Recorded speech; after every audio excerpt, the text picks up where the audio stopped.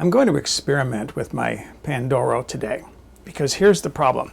I can never get it to look as good as the Pandoro they sell in the stores because I can't get the dough to go all the way in and fill these corners, right? It expands upward when it rises, but it doesn't expand outward. Now I got to thinking, I make pain de mie. There's a recipe on my website for pain de mie. It's a bread that is baked inside of a closed metal box. The dough can expand only to fill that box. It doesn't expand outward. There's no place for it to go. It's closed. You bake it off. You get a nice loaf that's somewhat dense, perfect for sandwiches and for French toast. What if I were to use a similar principle for making Pandoro? What if I were to put my dough in there, cover the pan with a little bit of parchment paper, put a plate on top, and then a weight so that it can't rise up? Well, where's the dough going to go? It has to go outward. And maybe that's what I can do to get it to fill all of these corners before I bake it. So that's my experiment today. You start off with a starter, and for that I have here 1/2 cup, which is 2.5 ounces, 71 grams by weight of all-purpose flour. This is 1/2 cup, about 120 milliliters of warm water between 105 to 110 degrees Fahrenheit, 41 to 43 degrees Celsius. And then 1/4 cup, 50 grams of granulated sugar, 1 packet of yeast, which is about 7 grams, 1/4 of an ounce, 2 1/4 teaspoons. Throw in a whole tablespoon if you want. It's not going to matter, I don't think. And then finally 1 egg yolk. You're going to have a lot of egg whites left over when you make this Pandoro. Save the egg whites for making cat's tongues.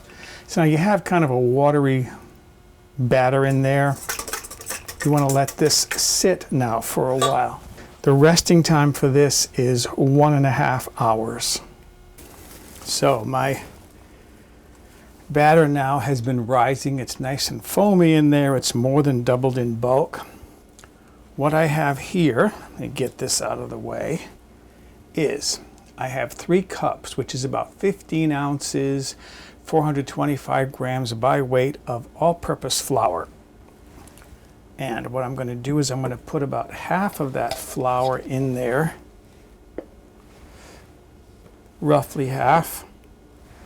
I'm just using a little plastic scoop for this, and that should be enough right there. I'm going to place this on the stand mixer, attach my dough hook,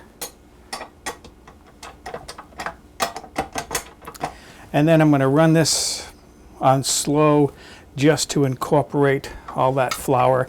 It'll take about a minute. So that's mixed in fairly well. It's not 100% smooth yet. That's going to happen later on. I have here 1/2 cup, 100 grams of granulated sugar. I'm going to put about half of that in there and then work that in the same way as I did the flour.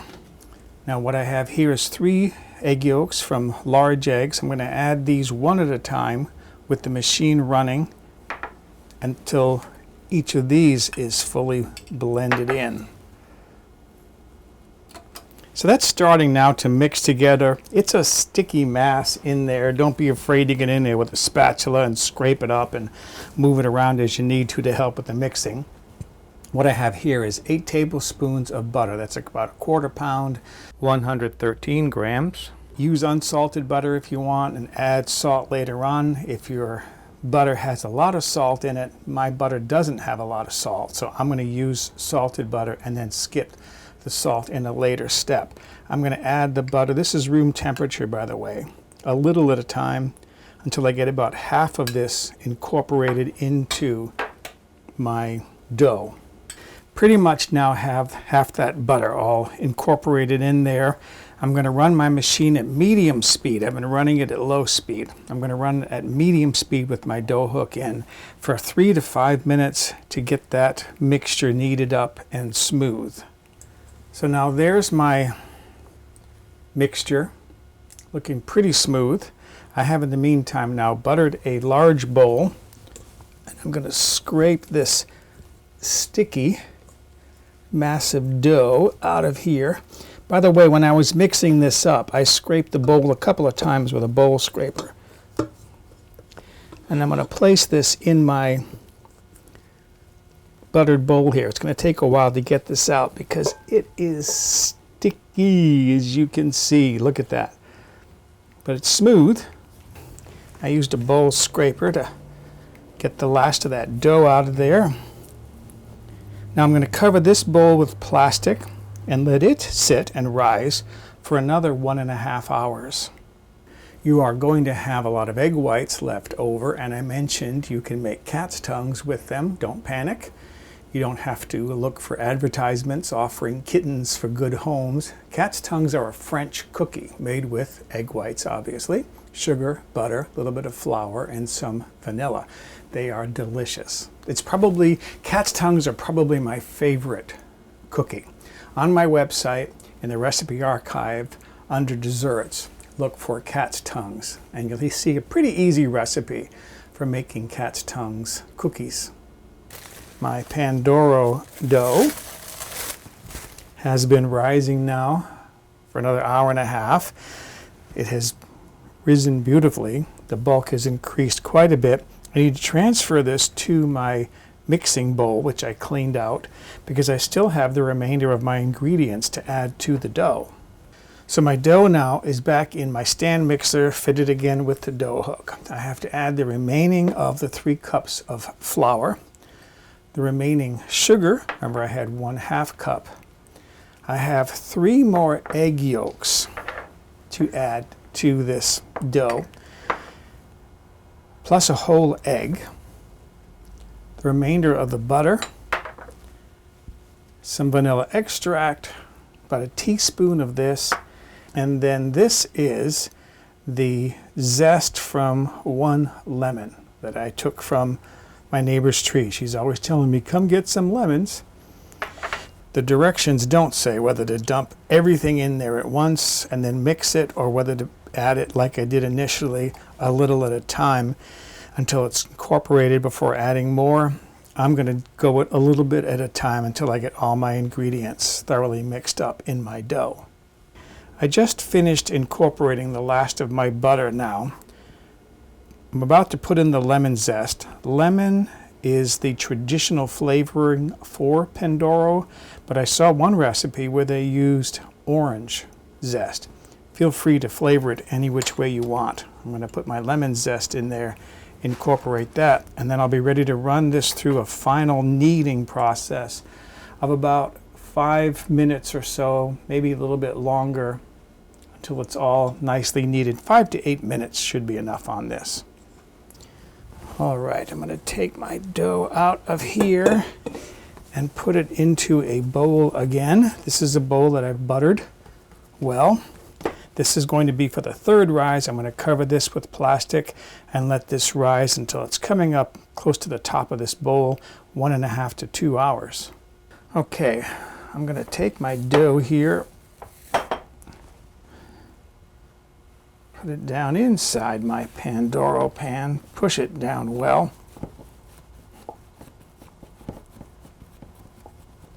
Okay. And then what I'm going to do is I'm going to cover this with plastic. I'm going to watch this. I'm going to check it every 10 or 15 minutes. When I see that dough come up to the top, where it's starting to get to the top, that's when I'm going to cover it with parchment paper, a plate, and a weight. And then I'll wait even longer for the dough to rise outward to fill those corners. I'm seeing this now. The dough is just coming up to the top of my mold here. I'm going to put my parchment paper on there, a plate like so, and then I happen to have, this is rather heavy, this is a 10-pound weight, probably more than I need. This is not ready to go into the oven yet. What I'm going to do is I'm going to come in here and then I'm going to peek down underneath here and see when I can see dough coming out of the top. And that'll be my indication that the dough has reached those corners. Meanwhile, I'm heating my oven to 375 degrees Fahrenheit, which is about 191 degrees Celsius. Okay, I am down here. I am looking at the top of my Pandoro mold. I'm seeing dough just starting to squeeze out the top. So this is going to go into the oven, and then I'll explain cooking time and temperatures. So I heated my oven, as I mentioned earlier, to 375 degrees Fahrenheit, which is 191 degrees Celsius. And I'm going to be baking the Pandoro for 15 minutes, and then I'm going to reduce the temperature to 325 degrees Fahrenheit, which is 163 Celsius.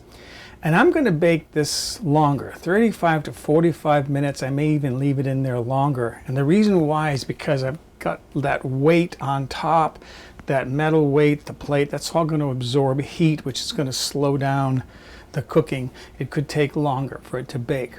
Without that weight on top, if you were just baking it in the pan, you would bake it for 25 to 35 additional minutes. What I'm expecting to see, you know what oven spring is? Oven spring is when you put bread dough in the oven and it gets a momentary rapid rise. I'm going to see ribbons of dough coming out from under that plate. That's okay because I can trim that off. I just want to see those corners filled. So this is what it looks like now, just out of the oven. And as you can see, I got these ribbons of dough off the edges. That's okay. I expected that. I can trim that off. But it looks like it filled out everywhere into the grooves. Was this a good idea? It fell over twice in the oven. But fortunately, I was in the kitchen. I immediately uprighted it again and kept it baking. I'm going to let this cool for 10 minutes in the pan, and then I'm going to flip it over, take the pan off, and let it cool thoroughly. I mentioned I'm going to have to do some trimming, so I might as well just do that now. This will hopefully make it easier to take out of the pan. Last of it here.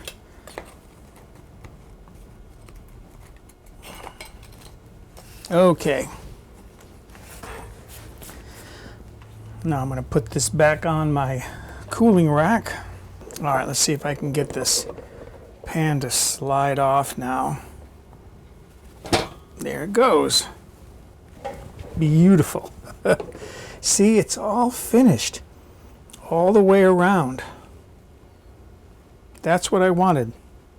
I'm going to let this cool completely, and then I can decorate it with powdered sugar. So there it is, decorated with powdered sugar. Was it worth all that effort, my experiment? In the long run, no.